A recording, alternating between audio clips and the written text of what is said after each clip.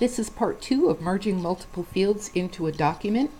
This time we're going to address what you call a form document. Again, thank you to Justin Hertzler. We're going to open up this document not in WordPerfect, but we can actually open it in Word, and when we save it, it'll save as a Word document. It won't overwrite this original. If we were to look at the document in WordPerfect, it's very similar to what we would call a master document. We too would have some kind of form letter, and we would be inserting fields that address what's in your data source file. The problem is the fields that WordPerfect creates don't work in Word, and so we're just going to rebuild this one time only, and then if we save this, we'll be able to use it over and over again, just like you do in WordPerfect. So if it's all right, I'm going to close up this WordPerfect document. And here we go with my freebie. Okay, all I want to do is open this up in Word, tell Word that I want to use it as a form, what you call a form, to work with this Loan Data Single Docx. So I'm going to right click on it and I'm going to say open with. Depending on how many versions of the software packages you have on your machines, this process is probably different, but I'm sure you're figuring out how to get into each version if you have them both. I have Office 365. And here we are. Now I noticed the graphic didn't come in. It's kind of there, but it's not there. And I don't know if I can get it to show or not.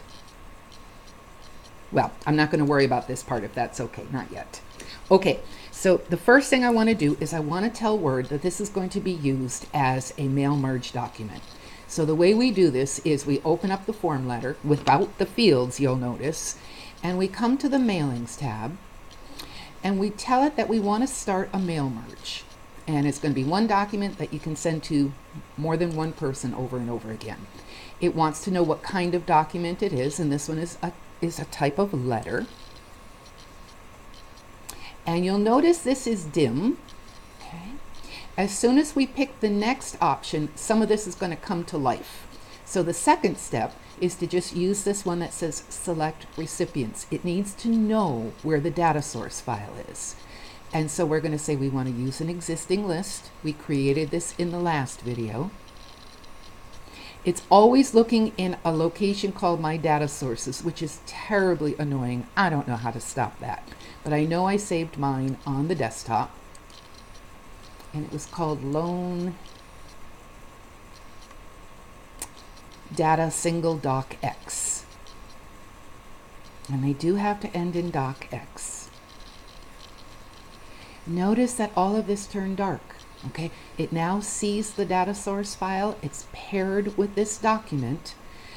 We can use edit recipient list if we want to change how it, if you have more than one row of data, you can choose which ones you want to see it.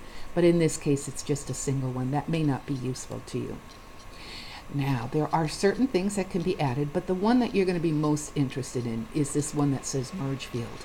And you'll notice this has all the entries from the top row of the data source, first row of the table.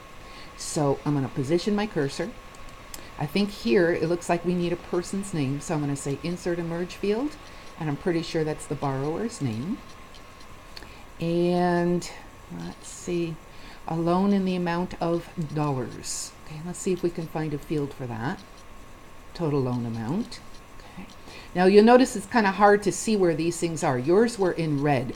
The best we can do is if we come back up to this ribbon, we've got an icon that says, do you want to highlight them? And basically it just turns them gray, but it's enough for you to visually see where they are. You'll notice there are double chevrons on each side. Those have to stay there, and you can't just hand type this. You must pull it from the menu system. So technically you would go through the whole document inserting the fields the way you had them in the WordPerfect document. You'll only have to do this once. Again, I'm going to try to just do a few down here to make it very obvious. Again, you can use fields more than once. Looks like we need an address here. And an amount here again. Oh, look, here's a zip code. It looks like it's missing the last two digits. zip code, last 2 digits. Now when I did that, it got a little funky in here. And usually what I'll try to do is I'll try to just play with it. I'm going to add a space here, and then a delete key, and maybe a backspace key. And then another space and a delete key.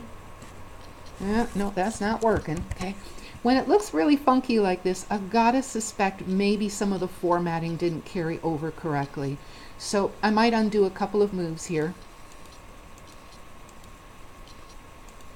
Yeah, that's the way it originally started. And I'm just going to go over to the Home tab on the ribbon. And yeah, I think it's an alignment issue. It looks like it got fully justified somehow. So I'm just going to set it back to left align, and that looks better. Okay, so technically people do not worry. Just work with all the converting issues that we talk about in class. Here's one more where I can go back to the Mailings tab and insert a merge field. You don't have to get it perfectly until the very, very end. So go through the whole document like this. I know I skipped this particular line here, but you get the idea. Once this is done, you can continue to look across here, and you'll notice an icon that says you want to preview the results. This one actually shows you what it would look like when you finish the process. So I just click this and I can see what I've got going here, and I can see if I need to add any extra spaces. Look at this, I added the wrong field in here. So what I'm going to do is I'm going to go back one step. Okay, I don't want to preview the results.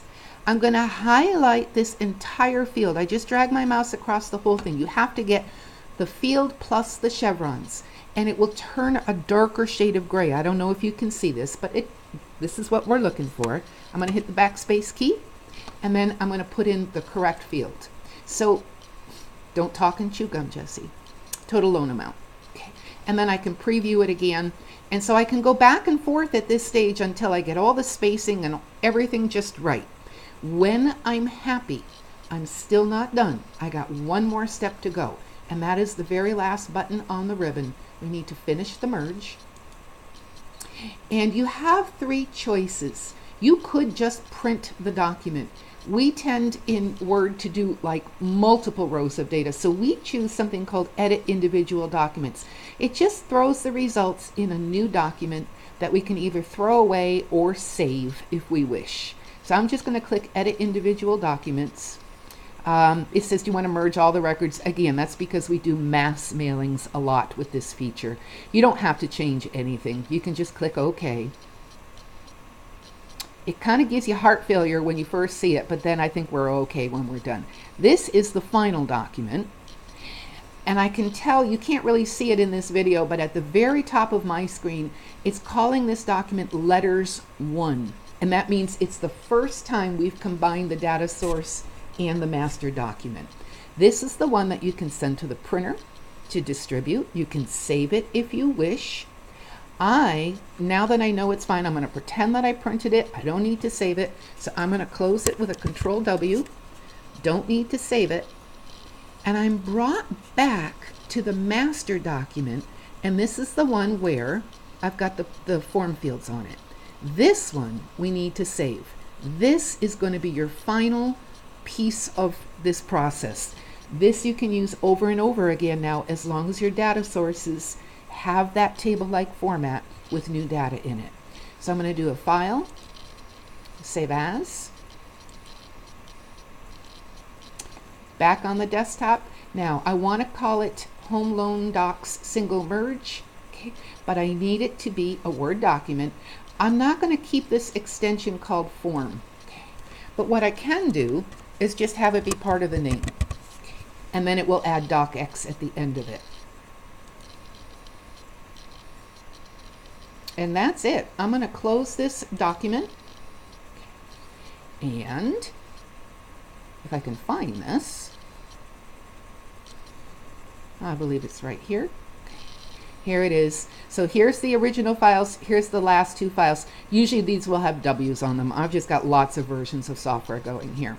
So I hope this helps. And I'm going to stop the video now.